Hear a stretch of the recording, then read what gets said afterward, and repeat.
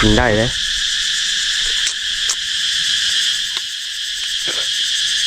โอ้ส้มๆมะม่วงแมงวันเนาะพี่น้อง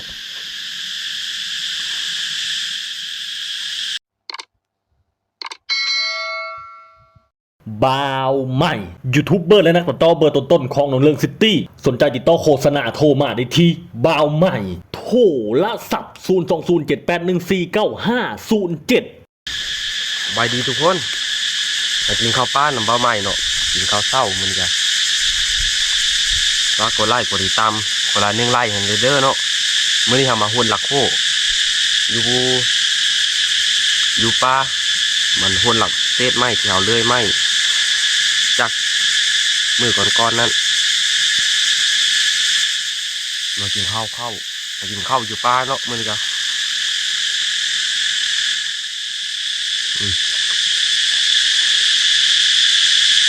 ม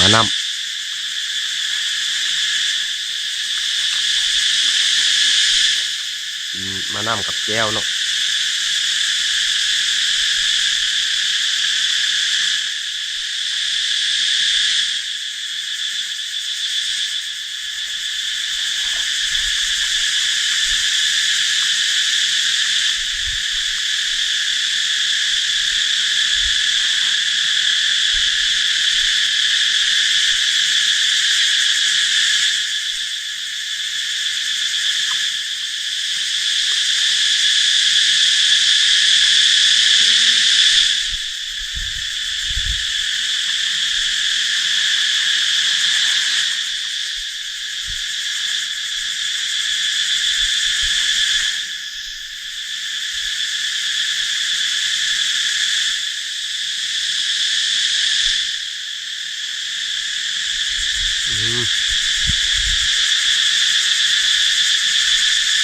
อากาศร้อนมันก็เลย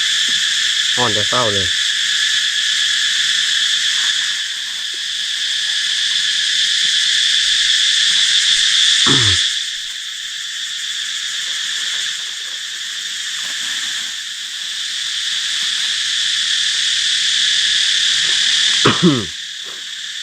ก๋วยเตี๋ยว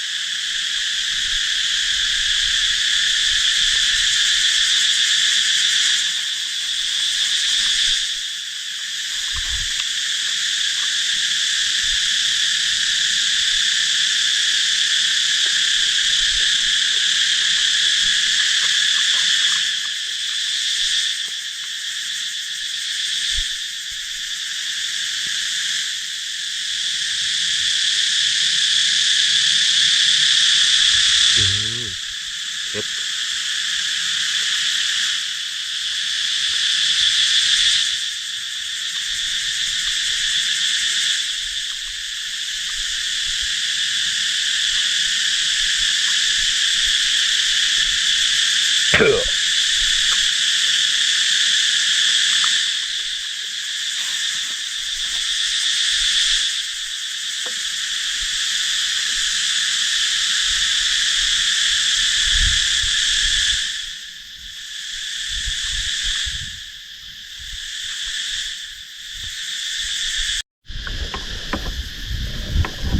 โอเคพี่น้องตอนนี้ก็หาไม้ขึ้นแล้วเนาะ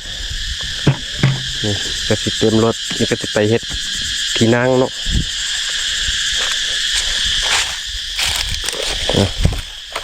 เศษไม้เป็นประโยชน์เนาะเอาไปแซมโห่ส่วนเฮาคือเก้าล่ะเศษไม้ที่เฮาเลยไม้วงกบขายตะขาวหั่นมาแก้เอาเนาะมาคนเดียวมันนี่ก็มื้อนี้ครับตอนนี้ก็สิได้เดินทาง ไปไปสวนไปหน้าเขาพวกเราทุกคนเลยนี่สิเป็นมากไม้กินได้เลย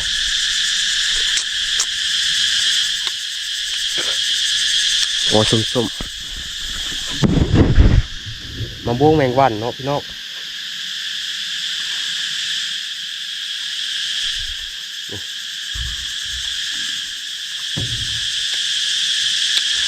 ส้มบอกว่าลายใหญ่ห้างเดี๋ยวเราไปพ่อกันอยู่ห้วยพ่อกันอยู่โซนเนาะทุกคนห่อนหลายทุกมือนี่ห่อนร้อนเงินเฮ็ดในข้าวในเฟซมากับสิตัดสัญญาณอินเทอร์เน็ตทุกคนเลยตัดสายอินเทอร์เน็ตเนี่ยจะเป็นข้าวจริงหรือข้าวปลอมอันนี้ก็บ่ฮู้คักปานใด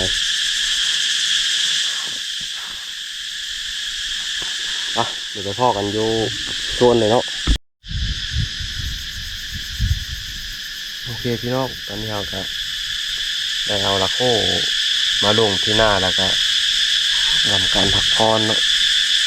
มากินข้าวกับเบิดแล้วเนาะกินข้าวแรงต้มไข่เรายังกินเนื้อบ้านเลยครับ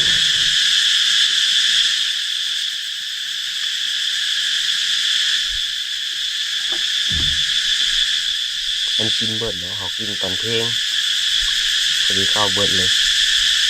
ต้มไข่กิน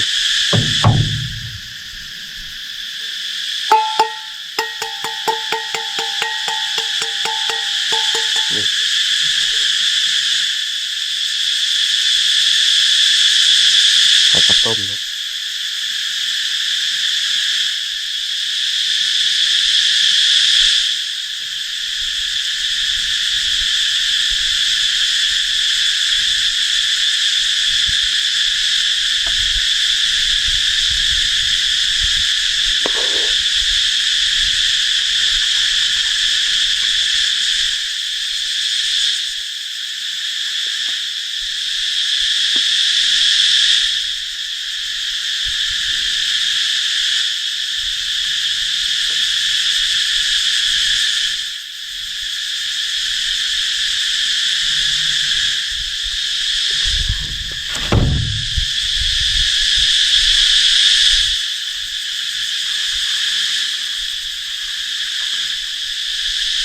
นั่นแก้วเข้าเบิด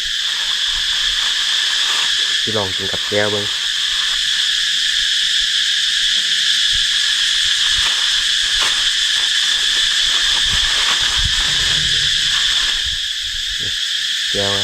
แก้วบักแซ่บเนี่ย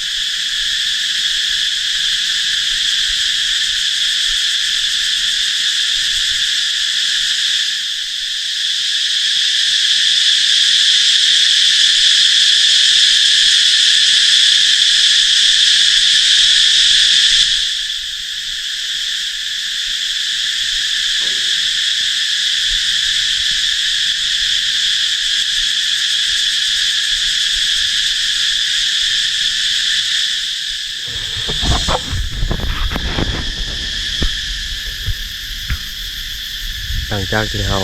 ไปย้ายตะโคแล้วก็ได้มาซอยไม้เนาะซอยไม้ที่ต่อที่เองที่ต่อไปอีกทุกคนเลย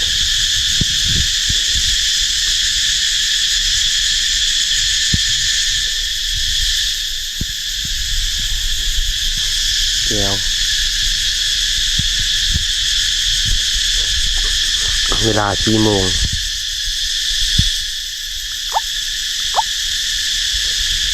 เราก็จะได้ทำการเดินทางกลับบ้านนะทุกคนบรรยากาศใบไม้เขียวๆเลยแล้วทุกคนขอบใจทุกคนที่เบิ่งคลิปนี้จนจบเนาะคลิปนี้ก็ที่บ่มีอย่างไรเนาะฝากกดไลค์ขอคนละ1 ไลค์1 คอมเมนต์เนาะแล้วพอกันคลิปใหม่นี่คือขอจบเพียงเท่านี้ครับทุกคน